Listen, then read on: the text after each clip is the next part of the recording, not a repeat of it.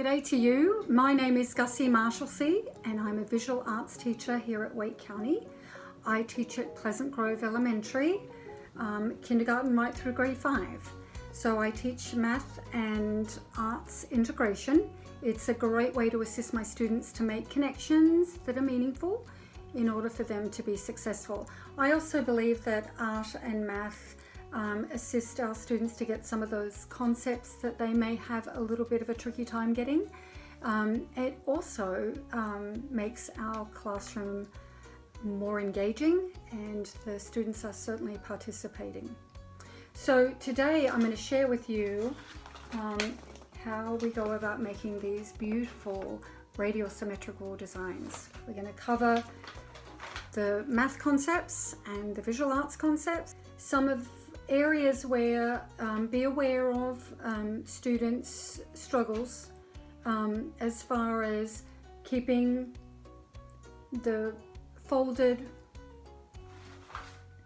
your folds on the lines.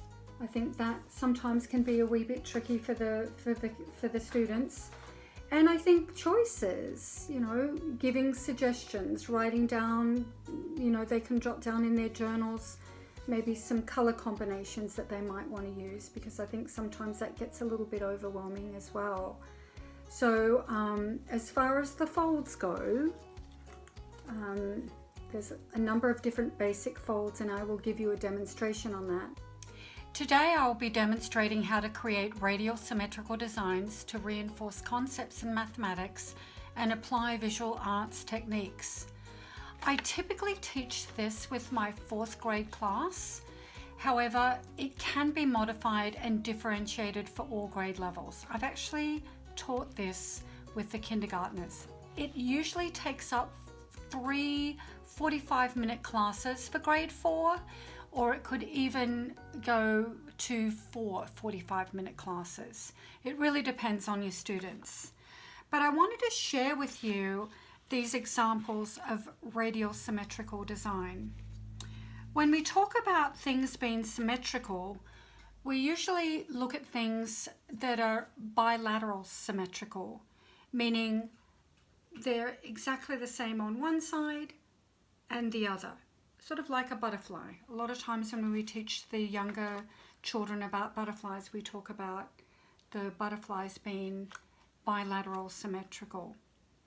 But when we talk about radial symmetrical design, we talk about having a center and the lines that come from the center out to the outer part, sort of like a ray of sunshine. I often relate to the children at school an orange or lemon segment. You've got the center point, and then you've got the orange segments and the lines radiating to the outside of the orange. So we've got a lovely example of radial symmetrical design here using a number of different shades of blue. So let's go ahead and get to the fun part. So the materials that you're going to need today: glue. I highly recommend Elmer's glue, and I use the Q-tips. These are the rinse cups. I like to repurpose. These are the applesauce or pudding or whatever you might want to get. I like to repurpose those. I encourage all the students, the older ones as well. We pour a little bit of the glue into the cup and we apply the glue with the Q-tip. I think that just makes it so much easier for everybody. So I keep all of these on a paper plate, and they share it. Your 3" by 3" origami paper, you can put them on a paper plate and the children can share in the middle of the table, or better still, a shoebox. So a ruler. Then I use a colored pencil, yellow or white, and eraser as well. Pair of scissors. Need to have a pair of scissors. And I think we're good. I think we're all set to go. The papers that we use for our work is the origami paper. It's lightweight, it's easy to fold, but you can also use construction paper, so don't shy away from that. I also use, you can also use gift wrap paper, and the gift wrap paper that is also has a design on the other side is a fun thing to use as well. Also, you might want to use for your squares, you might want to use magazines. So a magazine page, that actually is a really good idea, and it adds a really nice contrast. Newspapers are fantastic because they're cheap and people can donate them, but the wonderful thing about the newspaper is you've got the black and the white, and you can add contrast. It's a lovely contrast with the black and the white, and then maybe if you wanted to add some red, there's lots of different ways that you can do this. So basically what I do is the sheets of origami paper come in larger sheets, a lovely variety of colors. So I'm going to just chop this down 3 inches by 3 inches. I think that's a nice size to handle. It's also a nice size to handle with the little children too, when you should you decide to modify and differentiate for the younger grades. Another opportunity would be to use the post-it notes, but sometimes I find the post-it notes are very limited with their colors. You do have the sticky bit there. It's not too sticky, but it sometimes might be a little bit annoying. Now, the students can choose any background they would like, any background color they would like. So I've actually cut out 14 inches by 14 inches. As long as you've got a square even all the way around, you'll be fine. So the first thing that I talk to the students about is I talk about fractions. Fractions being a small part of a whole. So I also talk about symmetry, or when things are symmetrical.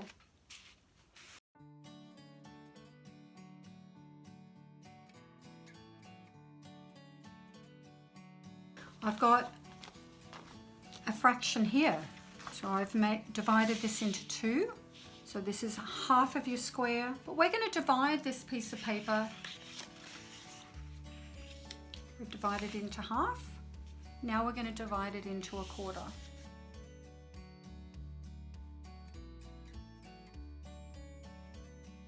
Now we're going to divide it into 8ths.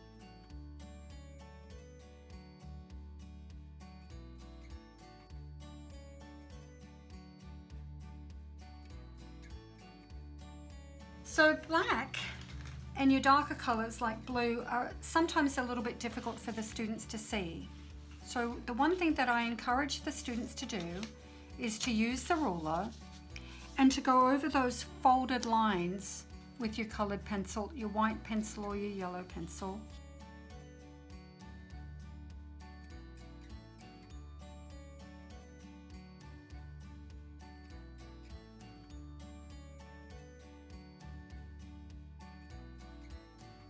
The next math concept is your point right here. And with all of these lines that intersect, we're able to find the point. That is the center point right there. And we need to always start with our radiating lines and our folds from the center point out.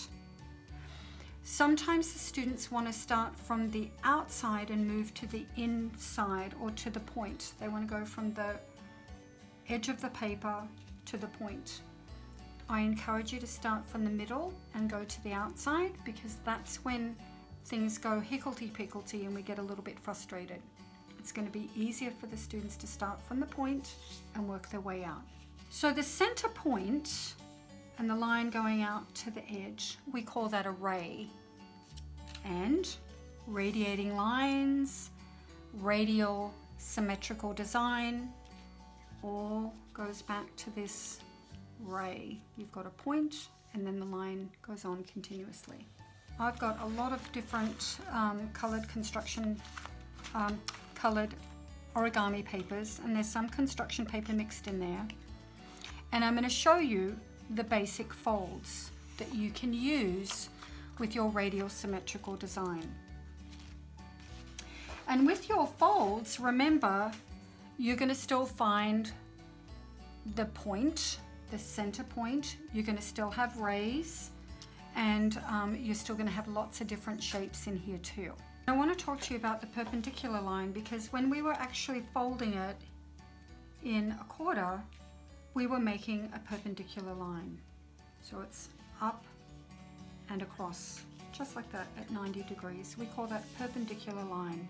So when we were dividing that into quarters, that's exactly what we did. When we were making our fold corner to corner, and finally dividing our square into eighths, we were making intersecting lines, and the lines intersect. And I often refer to an intersection at the traffic lights or the stop signs when you're in the car and you come to an intersection. That's when the roads cross like that. We also have parallel lines. When they are parallel, they're going in the same direction. The first shape that I'm going to show you, the basic fold, is going to be a kite.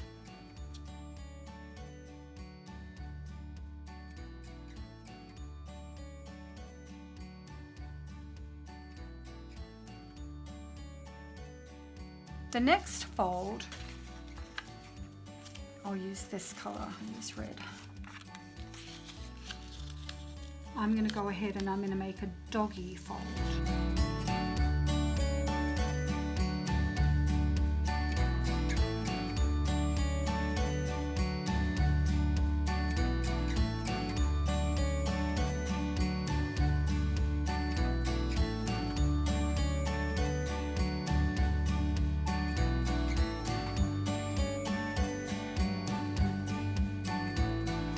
The next one is the hat.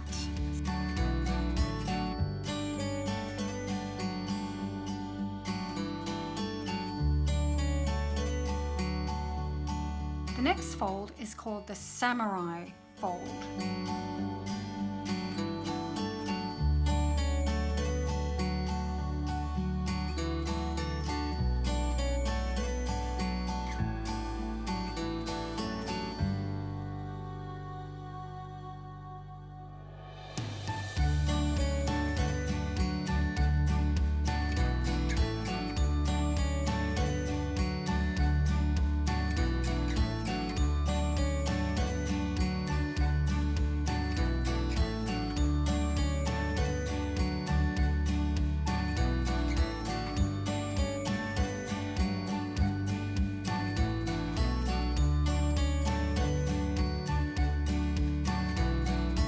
And once you have these basic folds, it allows the students to experiment and vary their folds, making them a little bit more decorative.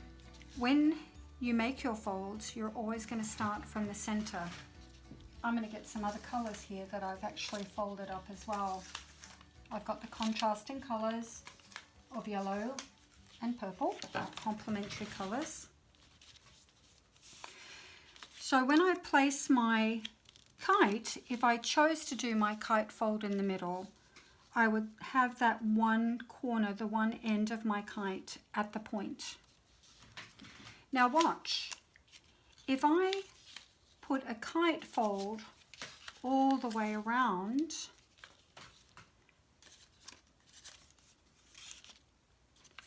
whoopsie daisy, that one came undone.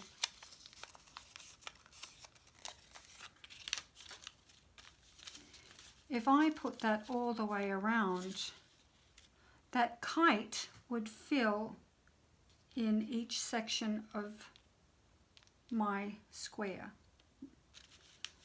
That would be divided up into eighths. But if I turn my kite around and I have this point, this corner at my point, that would be fit in as fourths. 1, 2, 3, 4. And we know that it's radial symmetrical because you have your point and you have your ray. We know it's symmetrical because this ray is the same as this ray. It's the same color and it's the same fold. This is the same as the opposite. And I think that's one thing that you have to point out with the children, because a lot of times what happens is they might put this one up here and then maybe this one like so, and it doesn't mirror image.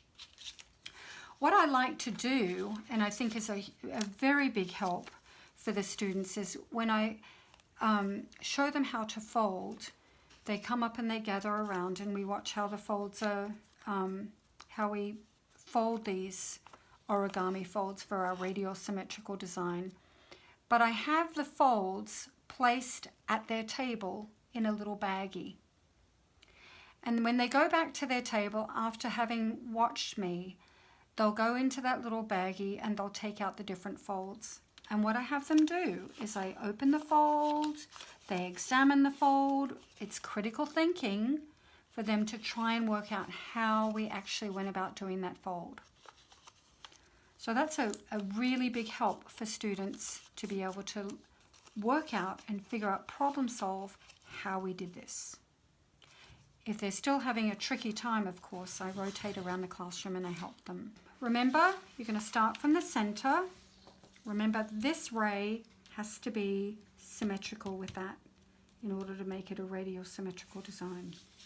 So I'm going to go ahead and get started and glue these down, and then I'm going to show you how you can go about embellishing it with some other pieces of paper and with lots of different shapes. Here we go. So I like all sorts of colors. I think the thing that's really great about these colors is they're just so vibrant. But the complementary colors, remember the opposite colors, really help to make the colors pop. I'm going to put see how I spread it? Just a little bit. Oops, don't want too much. Whoopsie daisy, I tell you not to use a lot, and then what do? What a silly sausage. Here we go. So we're going to have that point, but remember this point, remember your guidelines. And that's the tricky part sometimes, as I mentioned to you earlier on. You want to make sure that this follows that line. Always tell the students you don't want to drive the car on the footpath or on the sidewalk. You want to keep straight on the road. So there you go. Now we know that that has to be purple, that has to be yellow, but I'm going to go around that way. I think it's easier to match them up.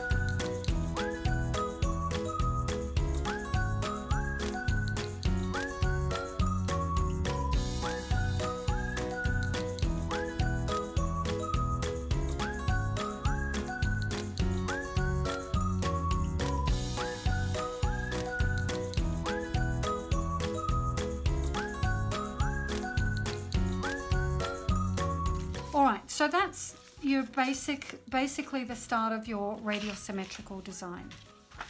But I want to show you, this is my finished one. There's lots of things going on here, and we're going to point them out to you. So I basically did the folds that I've shown you.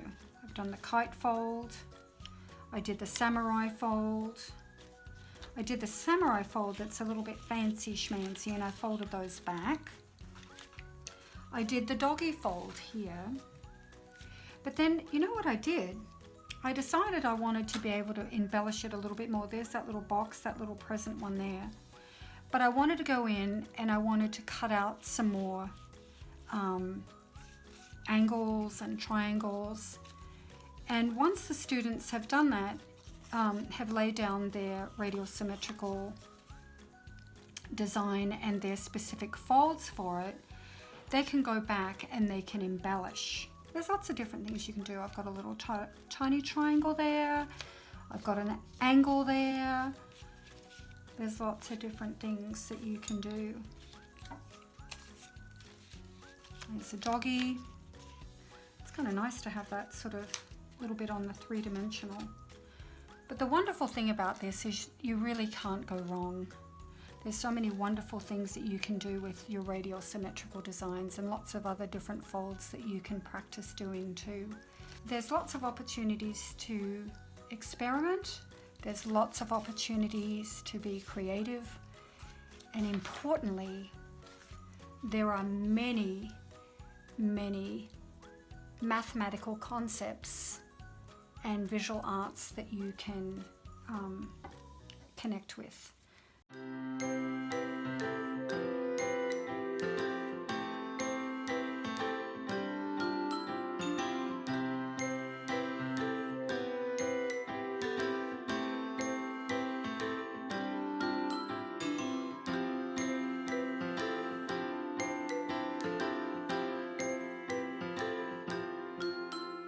Radial symmetrical design. Remember, this side has to mirror this side. This side has to mirror this side. This side has to mirror this ray, the other side of the point. This has to mirror this ray. Hence, radial symmetrical design. And then, of course, you've got your triangles. You've got your equilateral triangle, you've got your isosceles. There's quite a few around. Lots of different shapes, and of course lots of different congruent shapes. Remember, I mentioned that a congruent shape is the same shape but different sizes, and we experience that with your triangles in particular. I really encourage educators to move in this direction. I really enjoy the challenge of finding projects and lessons and designing lessons, tweaking them to make those, to find those connections for the students and to assist them to make those connections, to make the work relevant and exciting and they're engaged. You know, it's just a lot of fun and it brings me a lot of enjoyment. So the benefits really work both ways. I hope that you have lots of fun with this. It's a great lesson and it's a wonderful lesson for students to make connections. So enjoy. Happy creating.